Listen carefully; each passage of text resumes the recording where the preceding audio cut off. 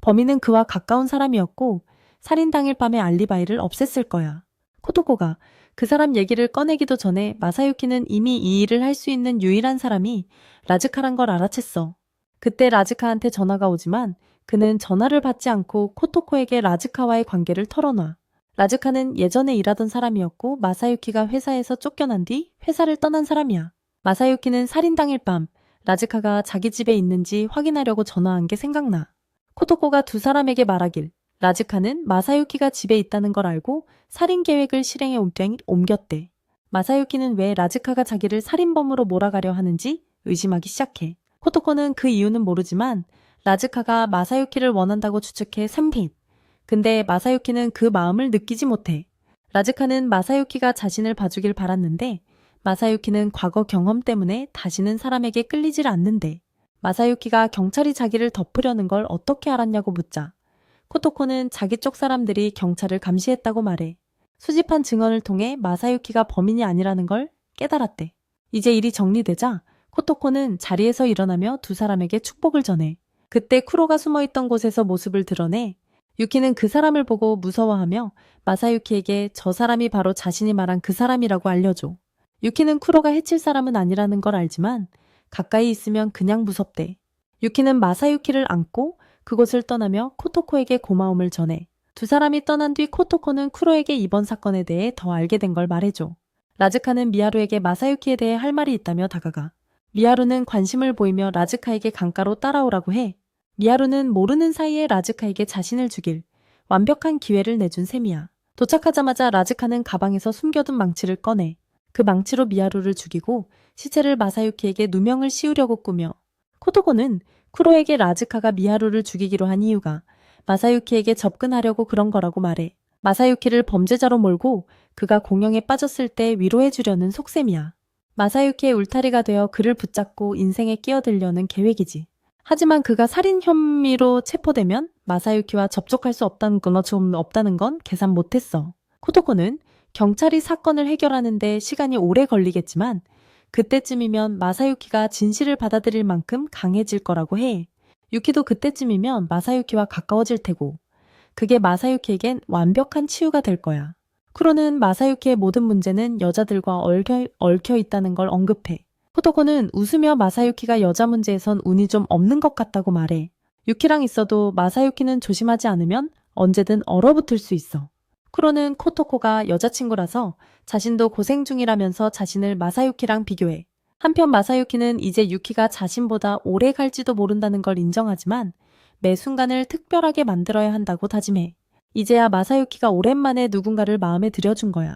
다음 장면에서 쿠로가 코토코에게 리카를 찾아냈냐고 묻지만 코토코는 아니라고 해. 리카는 마지막 탈출 이후로 발자국을 깨끗이 지우려고 애쓰고 있대. 리카는 한 곳에 오래 머무르지 않고 영적인 존재들이 적은 곳에 숨어서 감시를 피하려고 해. 코토코는 예전에 리카에게 가장 무서운 게 뭐냐고 물었을 때 이야기를 꺼내. 리카가 그때 한 유일한 답변은 코토코가 너무 무섭다였대. 쿠로가 깜짝 놀라서 리카가 코토코를 싫어하냐고 묻지만 코토코는 아니라고 답해. 장면은 현재 시점보다 2달 전으로 돌아가 리카가 새로 빌린 아파트에서 살고 있는 모습이 보여. 그녀와 관리인 카즈유키는 서로 호감이 있어 보이고 카즈유키와 그의 여자친구 오키가 아파트 밖에서 바쁘게 얘기 중인데 그녀가 경마장에 간다고 말해. 몇 초 후 트럭이 그 여자를 치는 소리가 들려. 리카가 입에서 붉은 액체를 흘리며 멀리 날아가. 한 여자가 카즈유키와 오키에게 리카가 딸을 구하려다 트럭에 치였다고 말해. 관리인은 무서워하지만 리카에게 달려가 보니 그녀가 서 있는 걸 보고 충격받아. 리카는 괜찮다고 주장하며 트럭에 치였는데도 몸에 아무 이상이 없대. 그날 밤 카즈유키와 그의 여자친구는 리카가 방금 이사 온 3공모에 대해 얘기 중이야. 알고 보니 그 방에서 3번의 자살 사건이 있었는데 리카는 전혀 개의치 않아. 관리인은 리카가 친척이 있는지 모르는데 짐은 가방 하나만 들고 이사 왔대. 두 사람은 경마를 보며 앉아 있는데 리카가 걸었던 베팅이 적중해서 엄청난 돈을 딴 걸 알게 돼. 이 대화가 한창일 때 리카가 나타나. 두 사람은 리카가 퇴원했다는 사실에 놀라. 그들은 그녀에게 당첨 얘기를 해주지만 리카는 별 신경 안 쓰는 듯해. 리카가 가려 할 때 두 사람이 저녁 식사하자고 초대해. 저녁 식사 중에 그들은 그녀가 이사 온 방에 대해 이야기해. 3명이 죽은 사정에 대해 듣고 나서 리카는 걱정할 거 없다고 말해. 자연적인 일이었고 초자연적인 일은 아니라고 확신시켜줘. 왜 그 방으로 이사했냐고 묻자 사촌과 그의 여자친구를 피하에 숨는 중이라고 해. 사촌 여자친구가 자기 삶을 괴롭게 만든다고 주장해? 좀 되지? 왜 그 일로 속상하냐고 묻자 자기는 그냥 아무 여자도 아니고 사촌 여자여야 한다고 말해. 나중에 리카는 관리인에게 떠난다고 말하며 자신을 돌보라며 큰 돈을 남기고 떠나. 그리고 사촌과 여자친구에게는 위치를 말하지 말아달라고 간청해 이미 그들이 위치를 알아냈거든. 현재로 돌아와 쿠로와 코토코가 그 집에 도착해. 코토코가 처음 본 인상은 리카가 끔찍한 사람이라는 거야. 코토코와 쿠로는 리카가 이사간 방으로 데려다 달라고 하고 관리인은 응해. 코토코는 방을 살펴보며 리카가 뭔가 남겼는지 확인하지만 아무것도 없대. 리카가 이번에 거의 잡힐 뻔해서 이제는 한 곳에 오래 머무르지 않을 거라고 말해. 방을 점검한 뒤 코토코는 관리인에게 그 방에 초자연적인 건 없으니 다른 사람을 들여도 된다고 확신시켜줘. 관리인은 마지막으로 자살한 사람이 왜 그랬는지 설명해달라고 코토코에게 부탁해 그 사람은 멀쩡했거든. 코토코는 그 남자가 전 여자친구가 자살한 이유를 알아보려고 그랬다고 말해. 전 여친이 헤어진 뒤 그 방에서 두 번째로 자살한 사람이었대. 하지만 남자는 방이 귀신 든 곳이 아니라는 걸 깨닫고 생각이 너무 많아져서 자살을 선택한 거야. 사회가 자기 탓으로 돌릴까봐 두려워서 죄책감에 스스로 목숨을 끊는 거지. 둘이 떠난 뒤 관리인과 여자친구가 리카와 그 친척들에 대해 들은 얘기를 나눠. 리카가 코토코가 자기 사촌을 빼앗아 간 걸 앙심 품고 상처받은 거 아니냐고 생각해. 한편 코토코는 쿠로에게 리카가 자기가 끔찍한 사람이라고 사람들에게 말하고 있다는 걸 깨달았다고 말해. 다음으로 타이라는 할머니가 집에서 운동하고 고양이랑 놀고 있어. 몇 달 전에 고양이가 문 앞에 와 있어서 약해 보여서 데려온 거래. 그때부터 고양이는 떠나지 않고 할머니 곁에서 동반자가 되어줘. 나중에 타이가 평소처럼 조깅하다가 해변에 모인 마을 사람들을 만나. 시장도 함께 있고 그들은 해변에 죽은 물고기가 많이 떠내려오는 걸 걱정하고 있어. 지난 한 달 동안 계속 이런 일이 벌어져서 마을 어부들이 벌써 걱정 중이야. 해결책을 찾지 않으면 물고기가 금방 다 떨어질 거라 걱정하고 있어. 어부들은 저주 때문이라고 의심하지만 타이는 그런 생각 하지 말라고 해. 이 현상을 젠타의 저주라고 부르고 있대. 말해주고 나서 타이는 조깅을 계속하는데 시장이 그녀를 따라가. 타이가 설명하기를 젠타는 아들이 가족 꾸리려고 마을을 떠난 노인이라고 해. 아들이 돌아왔을 때 손자인 츠바사도 데리고 왔어. 삼배네 츠바사는 젠타의 손자지. 그 뒤 얼마 안 가서 손자가 차에 치이는 사고가 벌어져.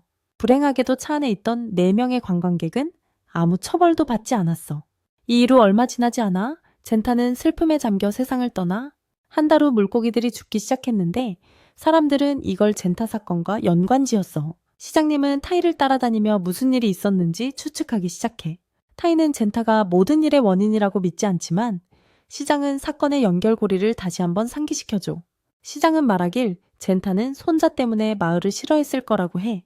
게다가 젠타가 관광객들을 쫓아내려 뭔가 짓궂은 짓을 했을 수도 있다고 하지. 하지만 타이는 그런 말들을 믿지 않고 젠타는 해칠 사람 같지 않다고 말해. 그러자 시장은 젠타가 누군가를 시켜서 일을 벌였을 가능성도 있다고 다시 말하지. 바로 그때 말이야. 타이는 그 말이 궁금해서 걸음을 멈추고 귀를 쫑긋 세워. 시장은 젠타가 죽기 전에 나무로 인형을 깎고 있었다고 말해. 타이가 젠타의 시신을 발견했지만 집 안에는 인형이 없었어. 타이는 기억해. 젠타 시신 앞에 인형은 분명 있었는데 구조대가 도착했을 때는 인형이 사라져 있었던 거야. 시장은 그 인형이 젠택에서 생명을 받은 게 아닐까 하고 얘기해. 타이는 인형이 원인이라는 걸 믿고 싶지 않아. 3일 시의 초 의심이 크니까. 3일 시에 긴 대화 끝에 타이와 시장은 정화의식을 열어 젠타의 이름을 깨끗이 하자고 결론 내리지. 타이가 집에 돌아오니 고양이가 유령 친구들과 얘기 중이라 고양이한테 친구들 집에 안 불러오라고 타이름을 줘. 이미 걱정할 일이 많으니 더 늘어나지 않았으면 좋겠다는 거야. 평범한 고양이처럼 행동해주길 바랐지만 그런 날은 올 것 같지 않아 보이지. 타이가 죽어가는 물고기에 대해 아냐고 묻자 고양이는 모른다고 해. 그러나 타이가 다시는 진한 술 안 준다고 협박하자 협조하기로 해. 고양이는 젠타 인형이 보통 새벽 1시쯤 나타난다고 알려줘. 인형이 산에서 바다로 내려와서 타이 집 아래 해변에 온다고 설명하지. 타이는 이 얘기에 완전 놀라버려. 그날 밤 두 사람은 해변으로 가보기로 해. 타이는 집 주변에 괴물들이 엄청 많다는 걸 알고 충격받아. 잠시 후 인형이 나타나고 괴물들 모두 숨어버려. 갑자기 고릴라가 나타나고 고양이는 테이에게 고릴라가 인형과 싸우려고 온 거라고 안심시켜줘. 그때 강가에서 거대한 개도 등장해. 고릴라랑 개가 인형을 조여서 동시에 처리하려고 작전을 짜지. 근데 인형이 손에서 전기파를 폭발시키면서 개를 한 방에 제압해버려. 고릴라도 당할 뻔했지만 무기로 공격을 막아내긴 했어.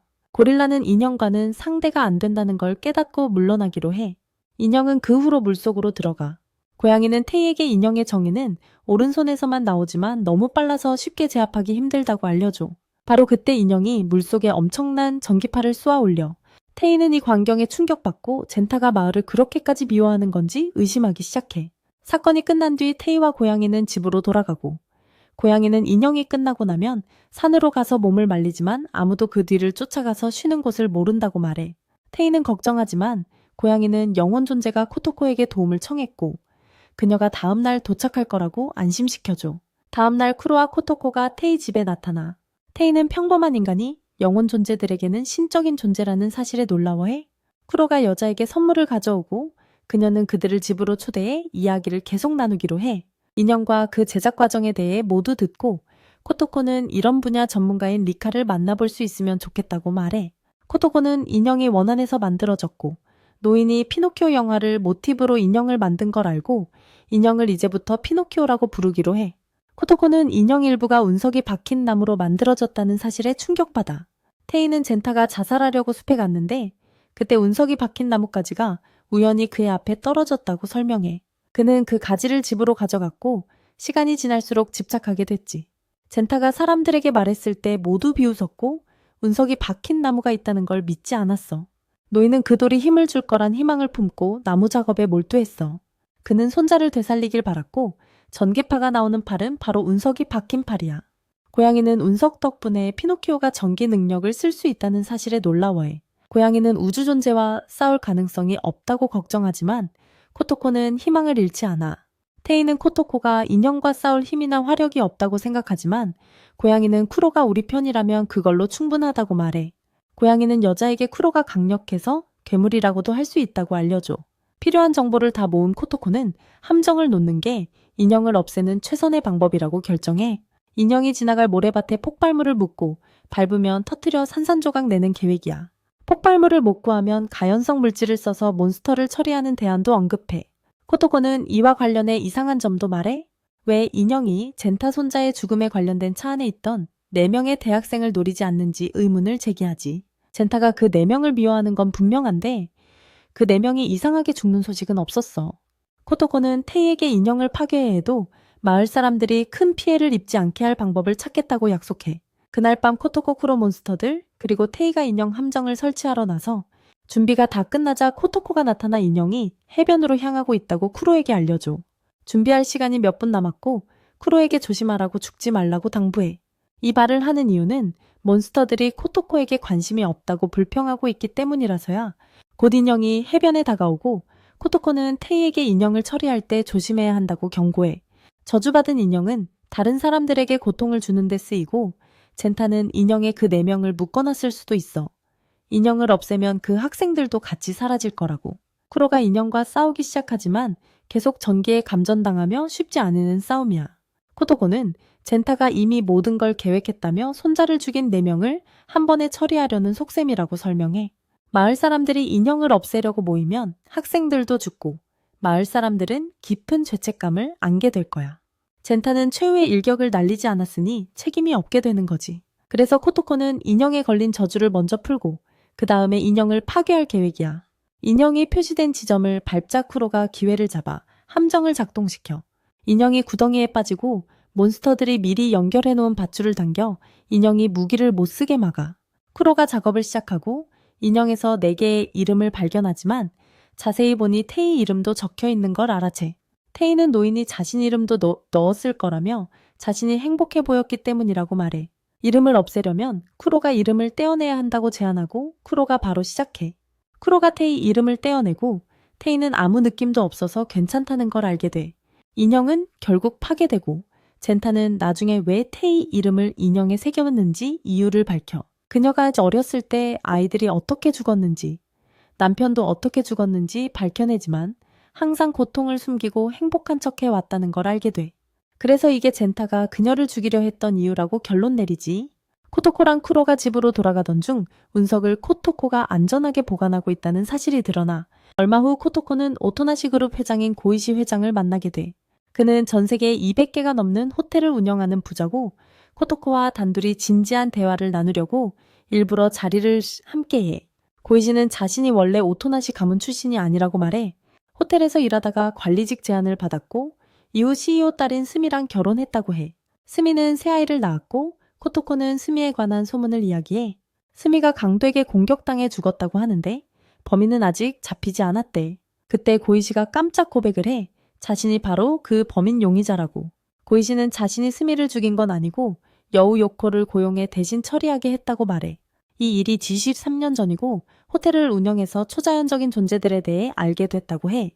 코토코는 듣기 불편해지기 시작하고 왜 이런 얘기를 하는지 묻지 팽 부모님 부탁으로 만난 자리라면서 고이시는 스미가 호텔 사업 확장에만 신경 쓰고 다른 사람은 아랑곳하지 않았다고 설명해. 스미는 아이들도 사업에 끌어들였고 고이시는 어떻게 할 수 없었대. 어느 날 산장에 혼자 있을 때 요코가 나타나 도움을 제안했어. 고이시는 아이들을 망치지 않으려 스미를 죽이고 싶었대. 요코가 뭘 원하는지 묻자 고이시는 아내를 죽여달라고 부탁했고 요코가 승낙했어. 근데 요코도 대가를 원했는데 그게 상이슬을 확장하는 거였어. 요코는 그곳에 사람이 살도록 해달라고 했고 고이시는 그 제안을 받아들였지. 그 후 스미는 거리에서 공격당해 열흘 만에 정말 죽었어. 장례식 준비가 끝나자 요코가 다시 고이시 앞에 나타나 약속 잊지 말라며 안 지키면 다음은 내 차례라고 경고했어. 6개월 후 고이시는 산을 개발했고 일이 순조롭게 풀리기 시작했어. 새아이는 호텔 사업에서 벗어나 다른 분야에서 성공을 거두고 있었지. 고이시는 코토코에게 자신이 병으로 내년에 죽을 거라고 말하지만 가족에겐 아직 비밀이래. 자신이 한 짓이 나쁘다는 걸 알고 있고 벌 받는 것도 괜찮다고 고백해. 그리고 아이들에게 자신이 엄마를 죽였다는 사실을 알릴 계획도 있다고 밝혀. 그는 죽기 전에 이 일을 꼭 해내고 싶어 하고 이를 위해 코토코의 도움이 필요해. 엄마를 죽이기 위해 여우를 고용했다는 걸 아이들에게 혼자서 말할 수 없으니까 코토코가 꼭 필요하지. 곧이어 코토코는 다른 2마리 여우를 보내 요코를 찾아 데려오게 해. 코토코는 요코에게 수미를 죽인 걸 자백하면 처벌받지 않을 거라고 약속해. 2주 후 코토코는 마침내 쿠로에게 이 사실을 알리고 계획이 아직 진행 중임을 알려줘. 그리고 고이치가 평생 모은 재산을 모두 무너뜨릴 계획도 세우고 있어. 거기에 더해 고이치의 자식들을 겁줘서 초자연적인 세계와 다시는 엮이지 못하게 만들 생각이야. 요코가 인간 세계 일에 끼어든 것도 반드시 벌받게 할 거고. 고이치가 문제 생기면 언제든 초자연 세계로 도망갈 만큼 느긋하게 안락함을 느끼지 못하게 만들 계획이야. 고이치도 자기 계획이 있다는 걸 알지만 코토코도 사장 계획을 무력화시킬 자기 계획이 있어. 아직 때가 아니니까 이건 절대 밝히지 않기로 했어. 나중에 코토코가 계획을 세워 고이치에게 자기가 엄마를 죽였다고 아이들한테 직접 고백하라고 하고 어떻게 죽였는지 대답해보라고 해. 누가 맞히면 지금까지 모은 재산을 그 사람이 받을 거라고 약속할 거야. 코토코는 오레이츠홍도돈 쿠로가 그날 도와주길 바라고 처음엔 거절하지만 나중에 마음 바꿔서 도와주겠다고 말해. 9월 3일 고이치는 자기와 연결된 사람들을 모두 모아 상속 조건을 설명해. 모인 사람들 중 딸의 남편도 포함돼 있어.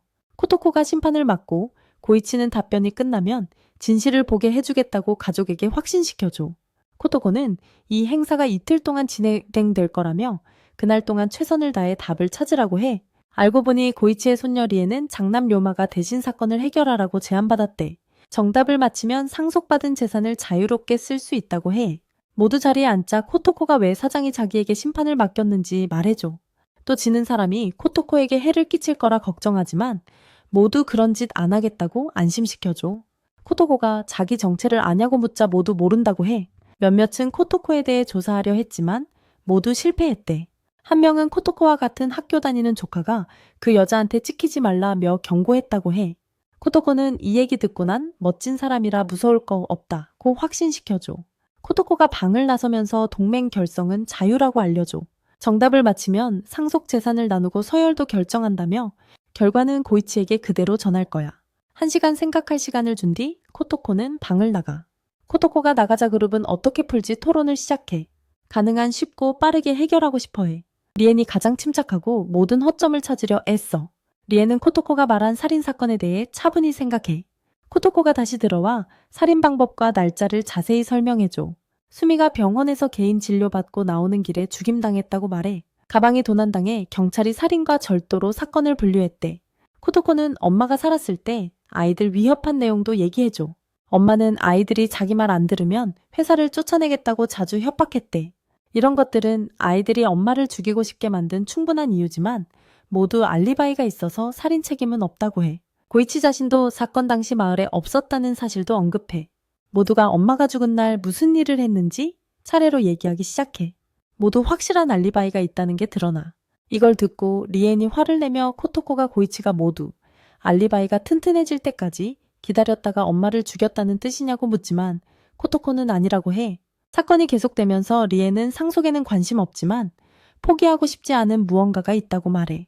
그때 둘째 아들 스스무가 나서서 자기가 장남과 엄마를 죽일 계획이 있었다고 폭로해. 하지만 엄마는 그들이 계획 중일 때 죽임당했다고 해. 리엔은 놀라며 아버지와 삼촌이 항상 싸웠고 수년간 사이가 안 좋았다고 말해.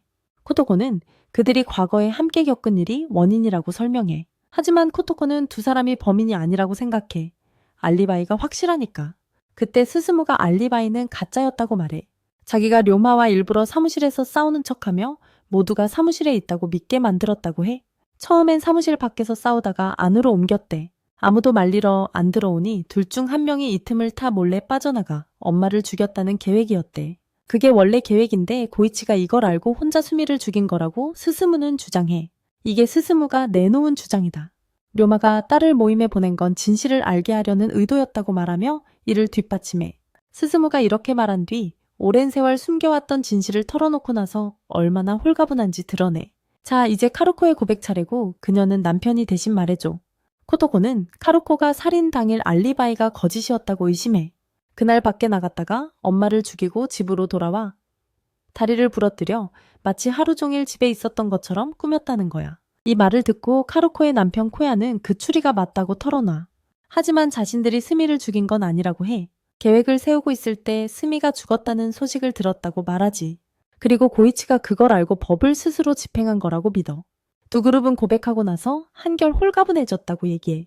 그들은 코토코에게 다음이 뭔지 묻지만 코토코는 아직 끝나지 않았다고 말해. 지금까지 죄를 고백한 것뿐 자신과 고이치가 원하는 진짜 답은 안 나왔다고 해. 고이치가 엄마를 어떻게 죽였는지 밝혀내라는 게 진짜 핵심 거기에 답을 원한다고 말해. 이 말을 듣고 모두들 잠시 숨 돌리러 자리를 뜨지. 사람들이 다 나가자 쿠로는 침실로 가서 쉬고 코토코가 그를 따라가. 쿠로는 코토코가 사람들을 자백하게 만드는 방법에 대해 이야기해. 코토코는 고이치가 모르게 일부러 그렇게 하고 있다고 말해. 심지어 스스로 해결책을 내놓으려 계획 중이라며 걔들이 알아서 해결할 때까지 기다리고 싶지 않대. 리오는 밖에 나가 아빠에게 방금 알게 된 사실에 대해 전화해. 아빠의 말에 놀라지만 화는 안 나. 다만 아빠가 직접 모임에 왔어야 한다고 생각해. 아빠는 고이치가 자신을 몰아붙일까 무서워서 리온을 보냈다고 말해. 그리고 리온에게 할머니가 누군지 자기 뜻만 관철시키려던 폭군이었다고 얘기해. 스미의 아버지 덴지로가 딸의 길을 닦아준 사람이었대. 덴지로가 해야 할 일을 알려주면 스미가 마음 깊이 따랐다고 해. 사업 확장을 위해 아이들을 억누르고 자기 뜻대로 하려 했대. 스미가 살아있을 땐 그게 잘 굴러갔지. 하지만 료마는 스미가 덴지로의 꼭두각시라서 아버지에게 절대 거절 못한다는 걸 알아. 스미도 아이들이 행복하길 원했지만 그들을 풀어줄 방법이 없었대. 료마는 어머니가 때맞춰 죽은 덕분에 회사도 지키고 아이들도 행복해졌다고 말해. 그를 운이 좋았다고 생각하지만 어머니를 죽이려 한 자신은 옳지 않다고 여겨. 아버지 얘기를 다 듣고 나서 리오는 코토코가 사실 자신에게 힌트를 주려고 했다는 걸 깨닫는다. 아버지 말을 통해 뭔가를 알아낸 리오는 전화를 끊는다. 방으로 돌아와서 리오는 코토코를 포함한 모두에게 자신이 원하는 게 뭔지 알았다고 말한다. 코토코는 이 말을 듣고 미소 짓는데 처음부터 모든 걸 다 보여줬기 때문인 듯하다. 리오는 결국 할머니가 스스로 목숨을 끊었다는 결론에 도달했다고 말한다. 다른 사람들은 믿기 힘들어하고 리온이 설명하기로 한다. 수미는 성공한 여자지만 실패 직전이었고 덴지로에게 책임져야 했기에 이런 일이 벌어지는 걸 원하지 않았다. 수미가 느낀 공포에서 벗어나고 회사를 지키는 유일한 방법은 스스로 목숨을 끊는 것뿐이었다. 스스무는 왜 엄마가 덴지로 말을 거역하지 않았냐고 묻고 코토코는 엄청난 압박 속에 자살밖에 선택지가 없었다고 답한다. 게다가 공공연하게 자살한 것으로 보이지 않도록 조심스럽게 행동했다. 자살 사실이 명백해지면 회사 이미지가 완전히 무너졌을 테니까. 리오는 수미가 골목에 혼자 있는 걸 확인한 뒤 숨겨둔 칼을 꺼냈다고 설명한다. 칼의 지문이 남지 않게 옷으로 잡았다. 그 후 칼을 몸에 찔러 쓰러지고 말았다. 스스무는 왜 고이치가 수미를 죽였다고 주장하는지 의문을 제기한다. 리오는 고이치가 마지막으로 수미를 밀어붙인 사람이었을 수 있어서 책임을 느끼는 거라고 말한다. 수미가 필요로 했던 마지막 자극은 고이치가 아이들이 엄마를 죽이길 원한다고 말한 것뿐이었다. 3파일. 그래서 망설임 없이 뛰어들었을 거다. 이 말을 듣고 스스무는 슬퍼하며 아이들이 엄마 죽음에 영향을 줬다고 말하지만 코토코는 반박한다. 아버지가 아이들이 엄마를 죽이려 한다는 걸 알았다는 보장이 없다고 한다. 아버지가 아이들을 이용해 수미에게 접근했을 뿐이다. 코토코가 답을 제시하고 동의 여부를 묻자 모두가 그렇다고 답한다. 모두 동의했으니 다음날 정회에 고이치에게 답을 전하겠다고 한다. 리온에게 직접 고이치에게 말할지 물었고 리온은 동의한다. 여러분 모두 가능성 있는 답에 안도하며 분위기가 한결 편안해졌다. 다음날 고이치는 그 답이 맞다며 엄마를 죽이려던 계획은 몰랐다고 말한다. 미리 그 일을 해내서 안심했다고 한다. 수미를 죽인 책임을 지려 하고 자신이 죽는 걸 지켜봐 달라고 부탁한다. 자신이 곧 죽을 거라 말할 때였다. 충격받았지만 결국 노인의 선택을 따를 수밖에 없었다. 코토코는 리온이 고이치에게 유산을 원하는 대로 나누도록 허락했다고 전한다. 고이치는 감사하지만 아직 끝나지 않았다고 코토코가 말한다. 코토코가 일어나 리온에게 수미는 자살하지 않았다고 말한다. 그녀는 살해당했고 진짜 범인이 누군지 알려줄 준비가 되었다고 한다. 회상 장면에서 코토코가 요코를 신문하고 요코는 자신이 수미를 죽이지 않았다고 밝힌다. 보상금을 받으려고 그런 척만 했다고 한다. 수미가 혼자 있는 날 공격하려 했지만 실행 직전에 누군가가 수미를 습격해 죽였다고 폭로한다. 요코는 자신이 범인인 것처럼 꾸미려 수미로 변장하고 도둑이 쳐들어왔다고 외쳐 사람들 관심을 끌었다. 코토코는 요코가 범인을 알고 있어 그를 보호하려 한다는 걸 간파하고 요코도 인정한다. 요코는 진짜 범인이 카오루코라고 밝히고 코토코가 모두에게 이 사실을 알린다. 코토코는 카오루코가 엄마에게 접근해 칼로 찔렀고 강도 행각인 것처럼 꾸몄다고 설명한다. 코토코는 코야와 마주하며 수미를 죽일 계획을 얘기할 때 거짓말을 포기했다고 말한다. 모두가 자백하면서 코야도 자백했지만 그는 고이치가 범인으로 몰리는 걸 받아들인 유일한 사람이다. 코토코는 코야가 진실을 밝히지 않고 죄책감도 느끼지 않는 걸 보고 말하기로 결심했다고 한다. 코야는 이 말을 듣고 분노한다. 카오루코의 무죄를 증명하려고 반박을 시작한다. 코토코는 수미도 딸이 벌받길 원치 않아 경찰이 엉뚱한 대로 수사가도록 남자를 공격자로 꾸몄다고 알려준다. 코야는 격앙하려 했지만 코토코가 빈틈없이 준비한 걸 알고 진정한다. 고이치는 딸이 엄마를 죽였다는 걸 믿기 힘들어한다. 코토코는 고이치에게 이 정보를 어떻게 할지는 알아서 하라 한다. 높은 권력에 기대거나 간섭하지 말라는 교훈을 가르쳤다고 말한다. 오랜만에 직면한 진실이다. 아내를 죽이고자 한 욕망이 딸이 했을 수도 있다는 사실을 가렸다고 말한다. 이 말을 끝내고 코토코는 쿠로에게 떠날 시간이 됐다고 말한다.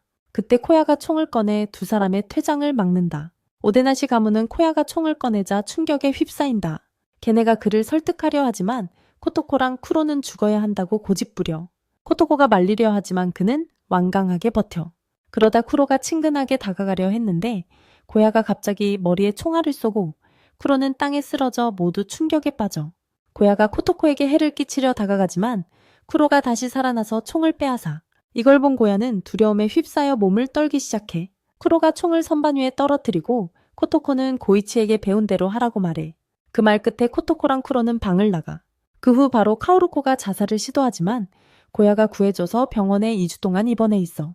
그녀는 고이치가 사건을 다시 불러올까봐 무서워해. 고이치도 그날 들은 모든 충격 때문에 망연자실 상태야. 리온 스스무 료마가 사건에 대해 이야기 나눠.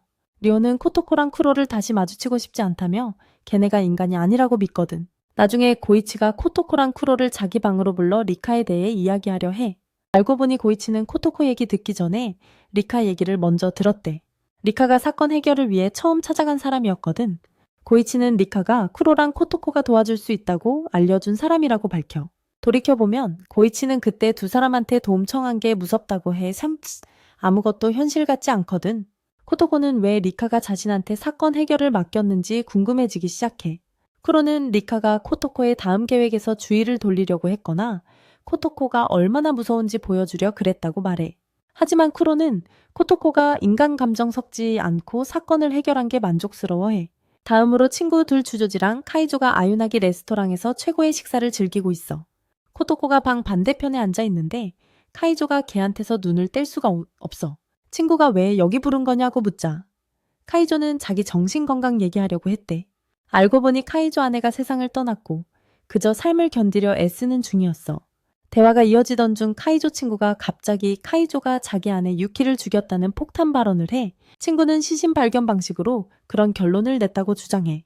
그리고 유키의 죽음을 둘러싼 모든 정황을 조목조목 짚어가며 말해. 친구 말로는 유키가 카이조랑 이혼하려 했는데 카이조는 너무 집착해서 그걸 원치 않았대. 결국 친구는 카이조가 유키를 죽인 이유가 영원히 붙잡아 두려는 거라고 추론해. 카이조가 증거를 요구하지만 친구는 아무것도 없다고 말해. 하지만 친구는 카이조 반응만 보고 범인임을 알아챘대. 카지오는 아내 살인범을 찾아내서 직접 끝내버리고 싶어하는 사람이라는 걸 알고 있었어. 그냥 슬퍼만 하진 않을 거라고. 친구는 그가 살인사건 결과에 어느 정도 만족한다고 믿고 있었지. 이 말을 다한 후 카지오는 친구에게 코토코를 데려와서 자신을 궁지에 몰아넣으려 한 사람이냐고 묻지만 친구는 아니라고 말해. 친구는 카지오한테 1시간도 안 돼서 자기가 저녁 식사 초대한 사람이라고 상기시켜줘. 갑자기 친구가 카지오에게 절하며 용서를 구해. 그제야 카지오는 자신이 범인이 아니라는 걸 깨달아. 왜냐면 만약 자신이 범인이었으면 저기 방 건너편에 앉아있는 코토코를 생각할 시간조차 없었을 테니까. 카지오는 주저지에게 왜 자신의 가설을 경찰에 알리지 않았냐고 묻고 주저지는 친구를 경찰에 넘길 생각이 전혀 없었다 대답해. 둘이 거래를 마치려는 순간 코토코가 일어나 식당을 나가버려. 나중에 두 친구도 식당을 떠나고 몸에 춤에 태어나고 헤어진 뒤 코토코가 카지오 앞에 나타나 자신을 소개하지. 그리고 자신에게 자수하라고 말해 둘 다 그가 아내를 죽인 범인이라는 걸 알고 있으니까. 카지오는 자신이 어떻게 아내를 죽였는지 내레이션으로 말해. 아무도 아내를 가지지 못하게 하려 했고 범죄자처럼 꾸며서 그녀의 생을 끝냈다고. 하지만 그 일로 마음이 편치 않았어. 주저지가 이전에 그를 의심했을 때 완전히 폭발할 뻔했지만 간신히 웃음을 짓고 버텼다고 해. 하지만 결국 자신이 경찰에 자수할 생각이 있다고 말해. 그를 진짜 놀라게 한 건 완전 낯선 코토코가 이 사실을 알고 있다는 거였지. 그는 코토코가 아내 가족에게 고용된 사설 탐정이라고 결론 내렸어. 하지만 코토코는 그게 아니라며 말해. 그냥 순전히 운 좋게 식당에 들어갔던 거라고. 그때 아내의 유령이 코토코에게 무언가를 간청했다고 해. 코토코는 아내 유령이 계속 붙어 있어 잠도 못 자는 그가 힘들어하는 걸 알고 있다고 말해. 아내가 자수해도 절대 그를 떠나지 않겠다고 알려줬다고 코토코가 확신시켜줘. 왜냐면 그가 언젠가 사회적 용서를 받을 수도 있으니까. 아내는 그가 죄를 참회하길 바라며 그게 유일한 해결책이라고 말해. 카지오는 믿고 싶지 않지만 갑자기 다시 무거운 짐을 느껴. 코토코는 그가 무정한 인간이라 아내가 벌을 내리기로 했다고 알려줘. 카지오는 겁에 질려 코토코에게 아내의 영혼을 달래달라고 부탁하지만 코토코는 거절해. 코토코는 자신이 영적인 존재들에게만 의무가 있고 카지오는 법을 어겼기에 고통받아야 한다고 말해. 카지오는 코토코를 아내처럼 제거할 생각도 했지만 그만둬. 코토코는 떠나면서 그가 지금처럼 살아갈 수밖에 없다고 말해. 그날 밤 코토코는 쿠로와 만나 하루 있었던 일을 얘기해. 그리고 자신의 가입력 검사를 해보자고 재촉해. 이게 자신이 장어집에 가는 주된 이유라면서 두 사람은 손을 잡고 웃으며 집으로 걸어가고 장면은 검게 바뀌어. 여기서 우리 영상은 끝났어. 마음에 들었다면 좋아요와 구독 잊지 말고 눌러줘. 다음 영상에서 또 만나.